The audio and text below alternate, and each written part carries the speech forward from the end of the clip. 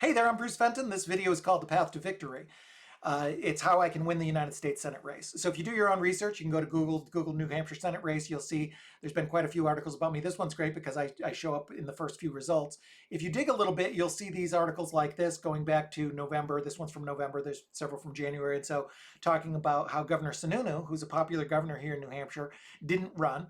And that left the field kind of wide open. There was other candidates who were expected, a couple former senators, Brown and Ayotte, who also didn't run, and that left the primary kind of wide open. So in the GOP primary, and there may be other candidates that join this. There's right now 4. There could be 5 or more. But here are the candidates. Retired General Don Bolduc, Bitcoin advocate Bruce Fenton, that's me, State Senate President Chuck Morse, and former Londonderry town manager Kevin Smith. I don't have anything bad to say about those 3 gentlemen. They're all good Americans, and I'm glad that they're running. The biggest difference with me is that I'm much more libertarian, much more of a Ron Paul Republican. The race is very, very winnable. The primary is very, very winnable, particularly if I can bring out those independent and libertarian votes and get new voters who don't normally vote in primaries. They say that's very difficult, but I think I can do well with them, and I think I can also do extremely well with the Republicans, who are mostly concerned about the things that I talk about: economics, inflation, regulation, the tyranny of mask mandates, COVID lockdowns, these kind of things. So it's a very, very winnable primary. And there's been typically around 150,000 people that vote in that primary, so you don't need a ton of votes to win it.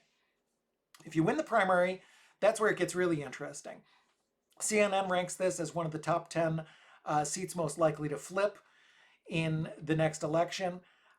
My opponent, Maggie Hassan, is considered very weak. She is a first-term incumbent and a Democrat in a time when Democrats are not very popular in the country right now. They're doing very poorly in polls, partly because of Biden, partly because of her own performance. People are ready for something to change.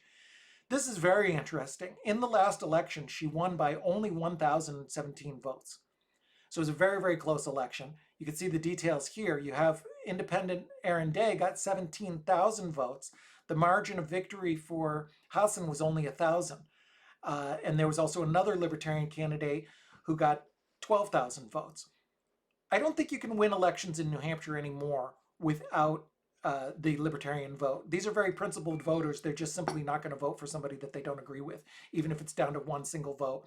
They've proven again and again that they are principled, and they're just not going to do it. So the Republicans generally have a choice of somebody with a libertarian leaning, or they run a very large risk of losing the election entirely. And I think I appeal to a lot of Republicans, the issues that they care about, like mask mandates and tyranny and economics and these kind of things. So I think it's very, very winnable in the primary, and also very, very winnable in the general election. There would be significant support from me if I win the primary from general Republicans, even Republicans who don't agree with me or might not be very libertarian. They're certainly going to believe that I'm significantly better than the alternative.